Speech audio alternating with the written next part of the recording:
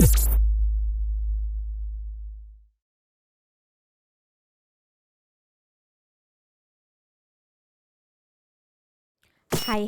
selamat datang di channel Chamomile Bubblegum. Kali ini kita ada di segmen Cetra, Chamomile Tragedi. Di segmen ini kita bakalan ngebahas segala tragedi yang terjadi di dunia.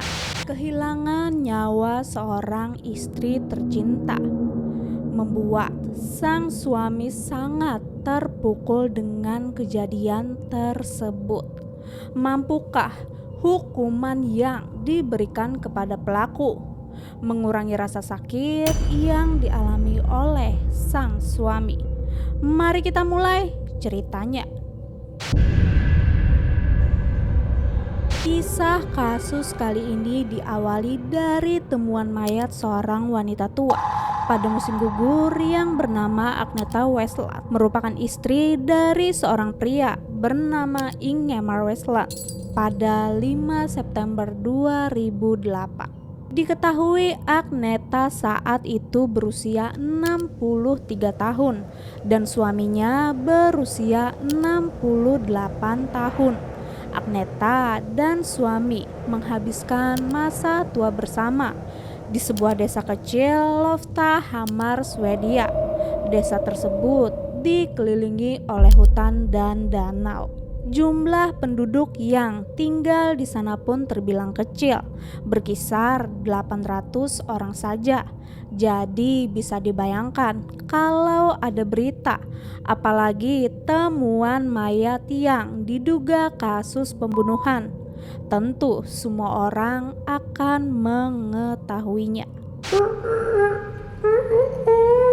Suatu hari Agnetha mengajak anjingnya untuk jalan-jalan sore, sedangkan Ingemar suaminya sedang memotong rumput. Dan malamnya mereka berdua berencana untuk makan malam bersama. Namun Agnetha tidak kembali ke rumah. Suaminya pun panik dan keluar mencari Agnetha. Ingemar kemudian menemukan Agnetha dan langsung menelpon pihak kepolisian. Pukul 22.30 kepolisian tiba di TKP. Saat polisi tiba, Ingemar pun langsung memberitahu kepada polisi bahwa dia sedang mencari istrinya. Dia berkeliling dengan traktor rumput roda 4. Kondisi saat itu malam hari dan penerangan terbatas. Tibalah Ingemar di tepi danau, menemukan jasad istrinya tergeletak penuh luka dan mendengar suara ribut-ribut seperti seseorang yang sedang mendayung perahu dengan cepat atau hewan yang berlari. Ingat, saat itu malam di hutan dan penerangan terbatas. Namun Ingemar meyakinkan polisi keributan tadi adalah pasti istrinya. Posisi jasad Agnetha saat ditemukan tepat di tepi danau. Tidak jauh dari sana ada pohon pinus yang berlumuran darah dan ditemukan juga sebuah jam tangan. Polisi pun memiliki dugaan sementara. Sebelum Agnetha tewas, dia sempat melawan pembunuhnya. Polisi juga memberi perhatian lebih pada sisi danau yang terlihat agak berantakan.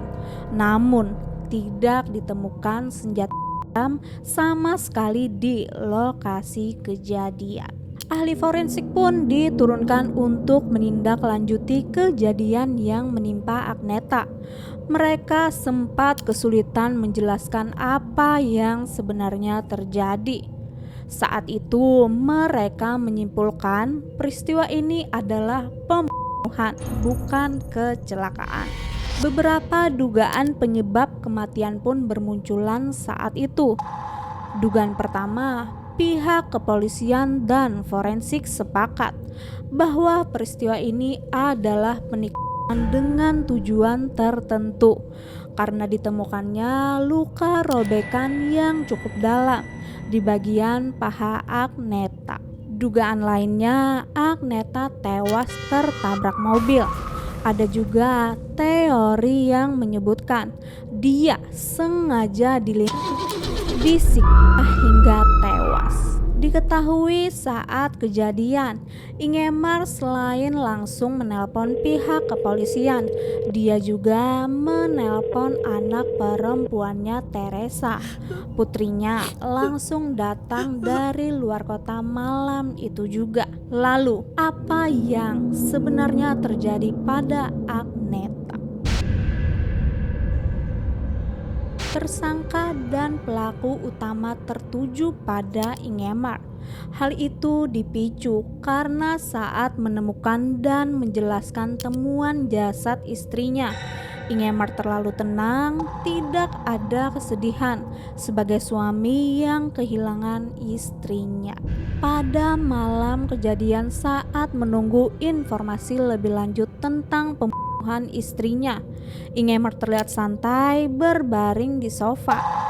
Namun saat hasil atau dugaan sementara malam itu keluar, reaksi Ingemar berubah drastis. Yang tadinya santai menjadi bergumam kepada dirinya sendiri. Diketahui juga kebiasaan saat Agneta mengajak anjingnya untuk jalan-jalan. Menurut kesaksian tetangga sekitar, anjingnya selalu menggunakan tali pengikat. Tetapi saat kejadian mengenaskan itu, tali pengikat terlihat ada di meja dapur rumahnya.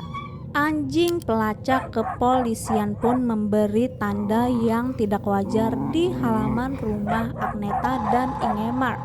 Saat Ingemar mengetahui itu, dia bergegas keluar, kemudian langsung buang air kecil di sana, di tempat yang diberi tanda oleh anjing pelacak.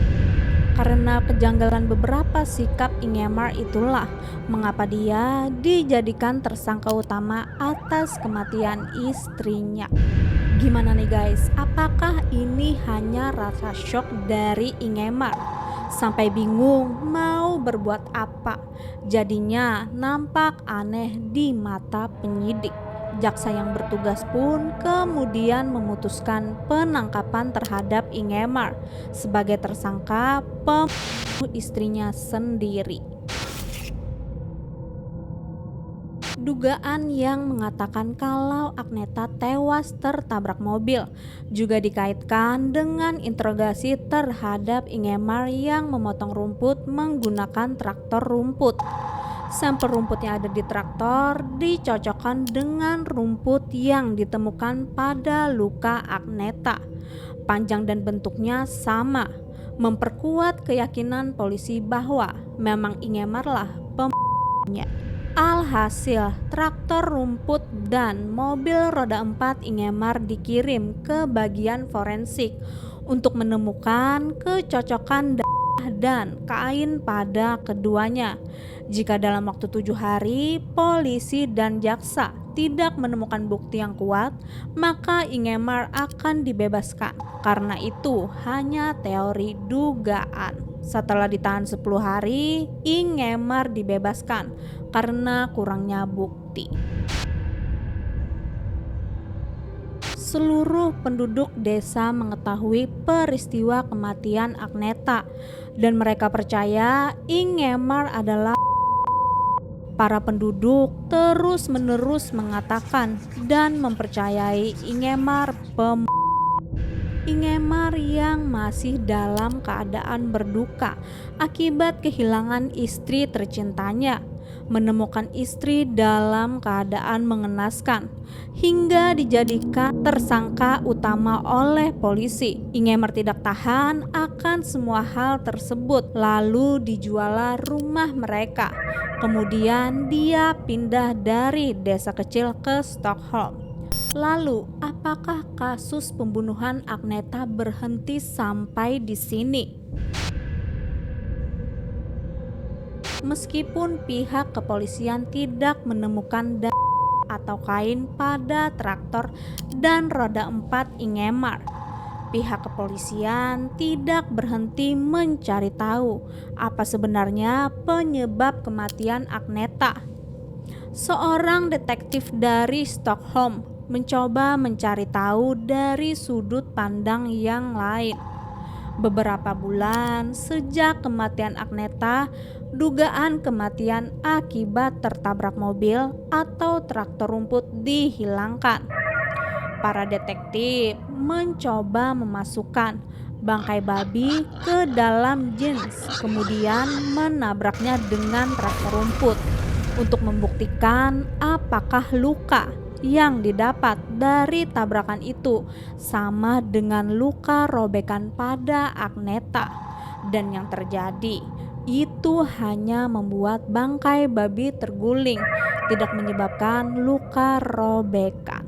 Dengan dihilangkannya dugaan tertabrak mobil, kini membuat Ingemar tidak ada lagi kaitannya dengan kematian Agneta.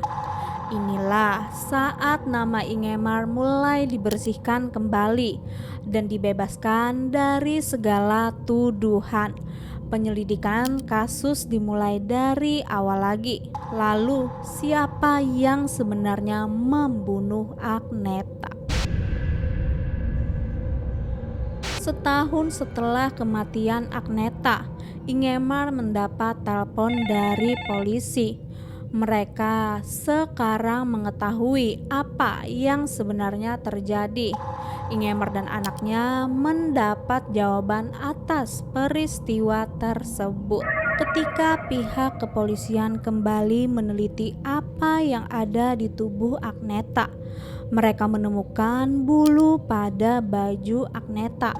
Awalnya mereka kira itu adalah bulu anjing yang diajak jalan-jalan Agneta.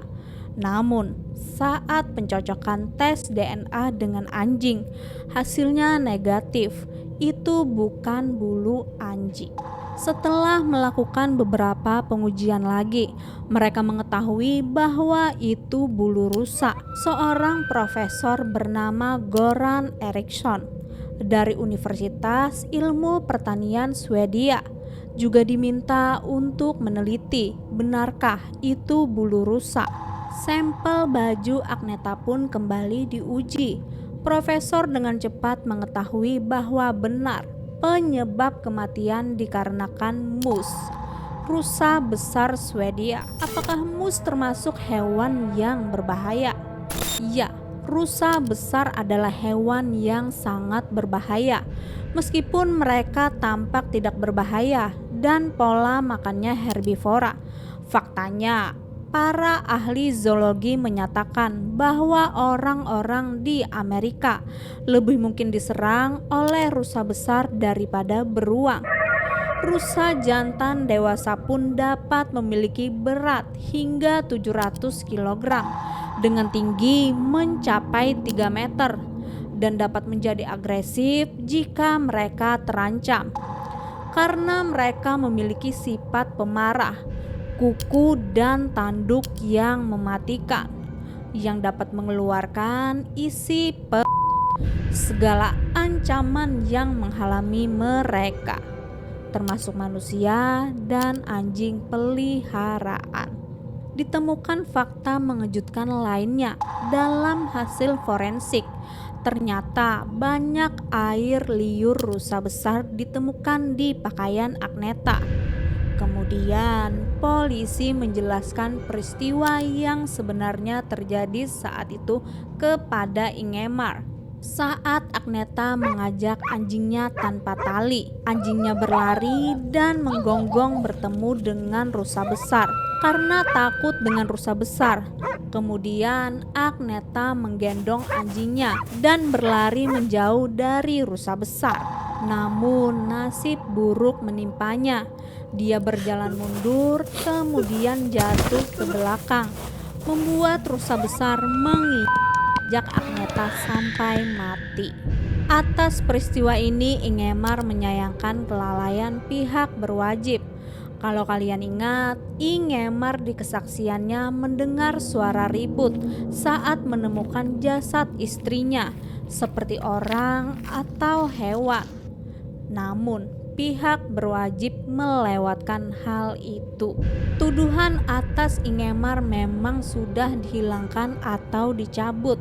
Namun, penduduk kecil di Loftahammar masih percaya Ingemarlah yang membunuh istrinya, dan hidupnya kini tidak sama lagi karena sebagian orang mencap Ingemar sebagai pembunuh. Oke, sampai di sini dulu cerita kasus kali ini.